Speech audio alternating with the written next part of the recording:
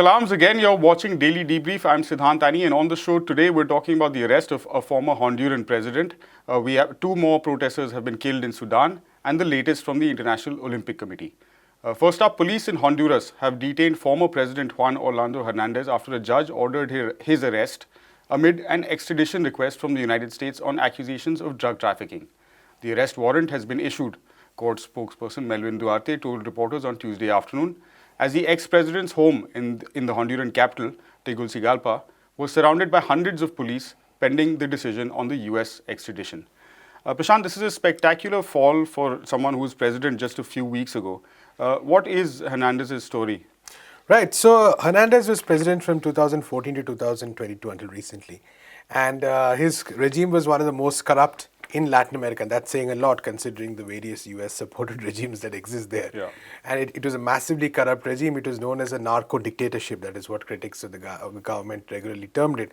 And long before the United States finally arrived at this conclusion that this was a problematic president, the people of Honduras had for years been protesting. We do know that in 2017, the election where he was re-elected, it was characterized by massive fraud, where at some point of time he was trailing and the results just stopped. And then the results came back and then he was suddenly leading.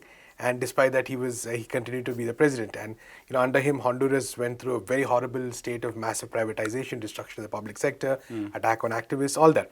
But specifically, as far as this narco dictatorship angle is concerned, it's important to note that his brother Juan Antonio Hernandez was actually convicted of life in prison last year. And against this person itself, that's Juan Orlando Hernandez, who's known as GOH. The key point was that he has been accused of receiving bribes worth millions of dollars. In fact, in the trial of his brother Juan Antonio Hernandez, it was revealed that major drug cartels and drug lords had actually paid, I think the amounts mentioned was around $1 million or something directly to the brother who was under trial to be given to the president. And of course, this is just one part of it.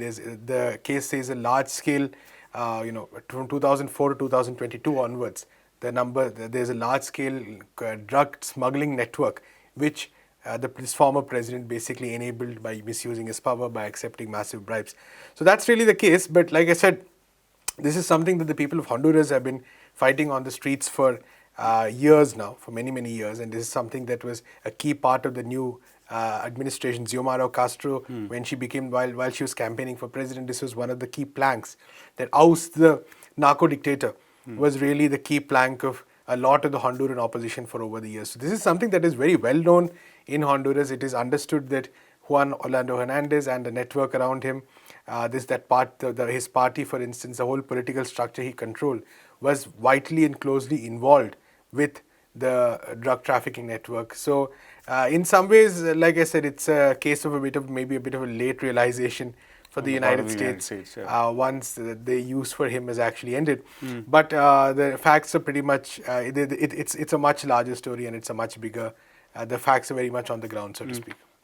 So in that context, since it's such an important thing in the election campaign as well, will Honduras want to proceed with this extradition process since he was a US ally despite all the controversy? See, there are a couple of things. One, immediately after he lost the election, he got himself elected to what is called the Central American Parliament. Right. And he's using that to now say that he has immunity against prosecution. So the question is that the Honduran Supreme Court, a judge has been appointed to look into this matter.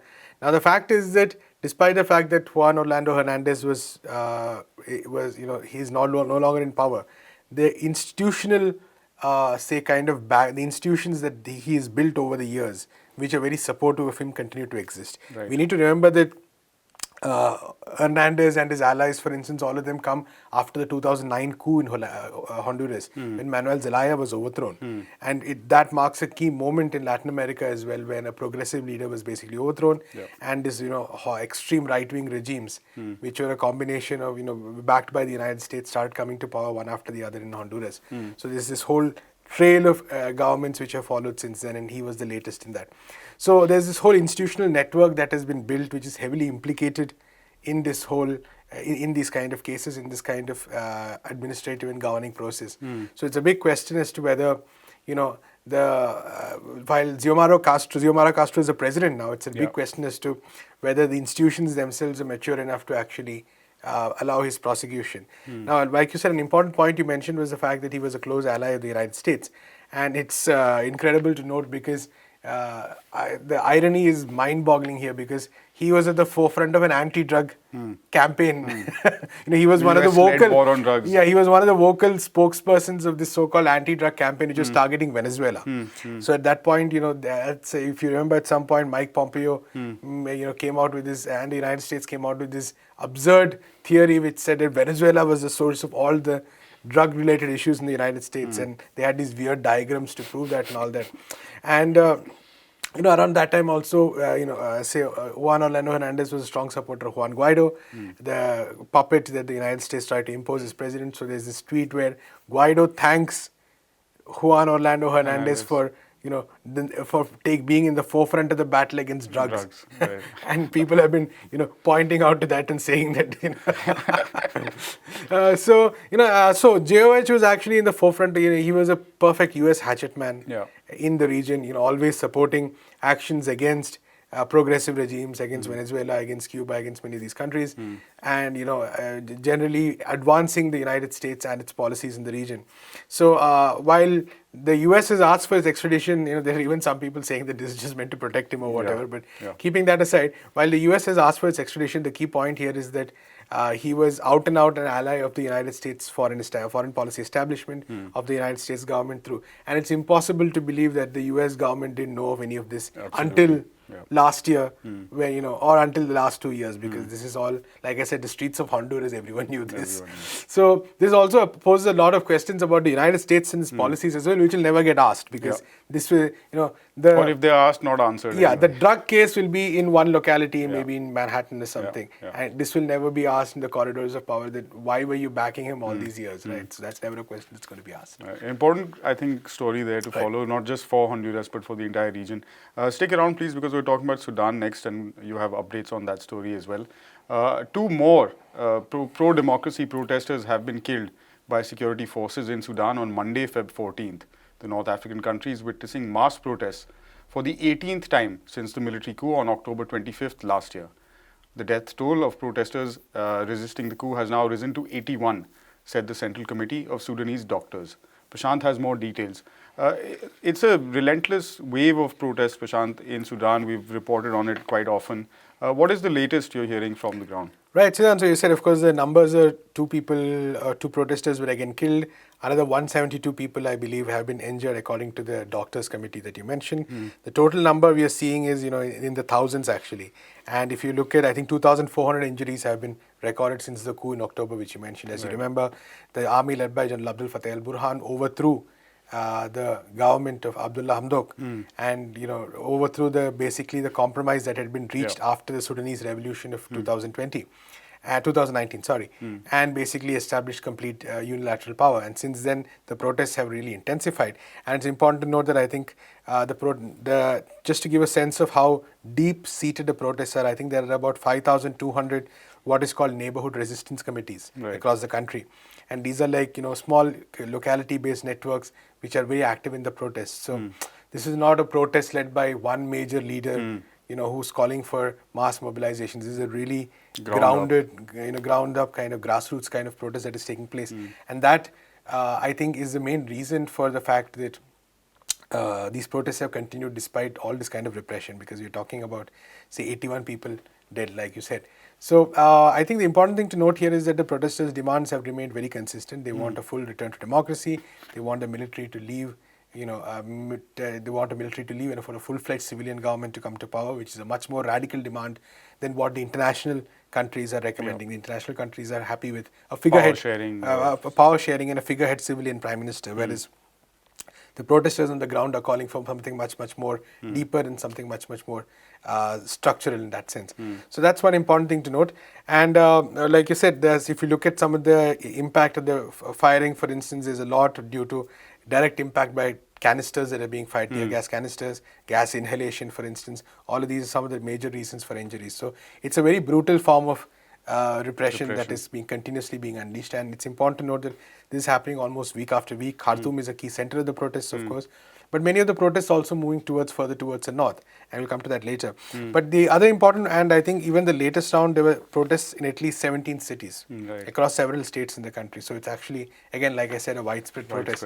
But the important thing I think also we need to note is that that's been happening is the what is called the Empowerment Removal Committee, which is one of the results of this Sudanese revolution, which sought to actually expropriate the wealth from the former regime of the leaders of the former regime of Omar al-Bashir. There has been a targeting of that under the military junta, and the junta has also been accused of trying to bring back people from the former al-Bashir regime into various positions of power. So there's clearly an attempt there to sort of reverse the Sudanese revolution of 2019, which is an important thing to note, because it's not just suppress the protesters and the military continues to be in power, but whatever little was achieved from 2019 onwards, there is a very consistent attempt to push that back and bring back the old status quo. Right. You said protests were moving up north, and there's a lot of focus for the resistance on that highway with Egypt. What's going on there? Right. So there's actually a lot of barricades being built in this region, because there are two aspects to it. One is that there is a massive balance of trade deficit between Sudan and Egypt, right? In which Sudan is, so a lot of raw materials are being imported to Egypt, and Sudanese are finding it extremely problematic at a time when there is a huge amount of scarcity, when there's a massive economic crisis that are going on. People are hungry in many parts, and they are just seeing all of these goods being exported to Egypt. Right. And so that's a big issue which the protesters are highlighting and making it that this is not just a political struggle but also an economic and social struggle. And another key part is that the bulk of the exports are also being done by businesses that are owned by the army. Right. So that's the other thing that is being focused on, because the army plays a massive role in Sudan's economy as well, which is an important thing to note. And it's true of Egypt also, by the way, where LCC is in power. But it's important to note that the Sudanese army has a stranglehold over the economy as well. And this is also, so the protesters are also trying to hit at this aspect of the protest. And of course, the third fact that the Egyptian government is also very supportive of the Sudanese junta. So Egypt and Sudan, the militaries have a close relationship. Right. So in that sense, it's also a protest against Egypt's support for the military junta. So these protests, I think in the recent weeks, as far as we've understood, they have been rising over, the protests in those areas have been rising. A lot of barricades being built, like I said, across their area. In fact, we have a story on this on People's Dispatch site by our colleague Pawan Kulkarni. In fact, one of the quotes that says that we'll keep building barricades until we achieve a full civilian government. Right. So they also see this process of blockading the north as a key aspect of the larger national protests as well. So these are some of the key aspects, and I think in the coming weeks and months we're going to see these protests continue, because, like I said, this is a deep-seated grassroots-based protest, and they're very clear about their demands. They're not willing to accept any half measures or compromises as well. So that's a key aspect of these protests, and I think the international community might try to dent or dilute them by trying to advocate, some kind of a compromise half measure. But I think the persistence and the resilience with which these protesters have continued to be on the ground shows that they'll definitely not be giving ground. And how organized they also seem to be. Thanks for those updates, Prashant. And finally, the executive board of the International Olympic Committee said it's taken note of the decision by the Court of Arbitration for Sport to allow figure skater Kamila Valieva to continue to compete at the Olympic Winter Games in Beijing. The Russian athlete, who's just 15 years old, is representing the Russian Olympic Committee at the Games, since Russia is banned from Olympic events. I spoke earlier to NewsClick Sports editor Leslie Xavier in an attempt to understand the case and how global anti-doping works. So Leslie, first up, just break down Valieva's case for us, please, and how the Court of Arbitration for Sport got involved in the process, and how the International Olympic Committee is then dealing with it. Tempted to use a very Winter Olympics cliche here, skating on thin ice or something like that. It is actually a very intriguing case. I mean, a lot of suspect things happening around. So Valieva has tested positive for competition sample collected off competition, and the result has come out now. She has tested positive for trimetazidine, which is a banned substance which enhances the performance of the heart and thereby aerobic capacity. Right. So along with that, two other similar medicines used for enhancing the performance of the heart, ipoxan and L-carnitine. These two traces of these two have also been found. And so the intriguing part here is that the sample was collected as per Russian anti-doping agency's submission at the court. The sample was collected on December 25th and sent to a WADA accredited lab in Sweden.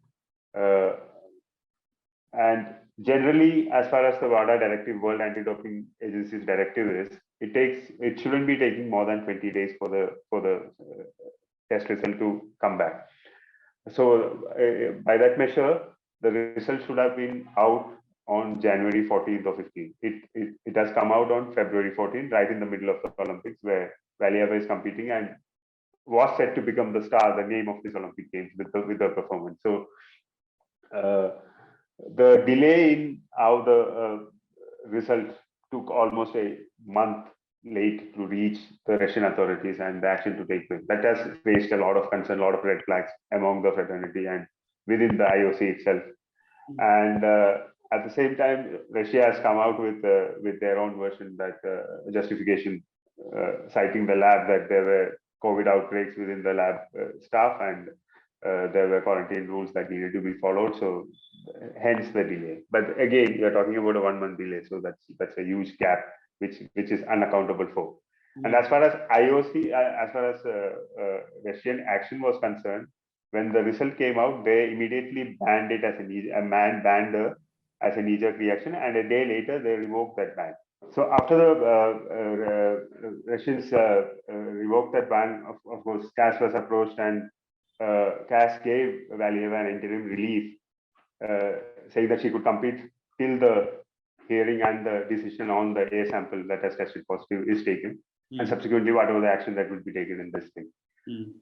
So IOC had to comply, and so they allowed her to compete in the individual events which is happening tomorrow. In fact, is the finals, and she is dominating that event, and she dominated for Russia in the team event as well. She in fact landed quad, which is she became the first woman skater to land a quad, and that's itself is an historic achievement. So when we look at a historic achievement on ice, and at the same time with the controversy happening, it is just unfortunate. And we are looking at a young athlete, 15-year-old athlete who is dragged through this. And I don't know if it's her fault, then I guess fair enough in that sense. But if it's not her fault, and if it's administrative and error and all a comedy of errors, then it's very unfortunate. And I think unfortunately we don't have time for much more on this episode of Daily Debrief, Leslie, but definitely some serious questions there about timing. And also questions about the overall functioning of the World Anti-Doping Authority, and hopefully we can get into that sometime in the future. Thanks so much.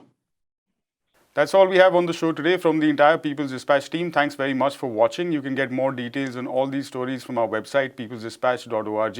And also do give us a follow on all social media platforms for updates. We'll be back again tomorrow. See you then. Goodbye.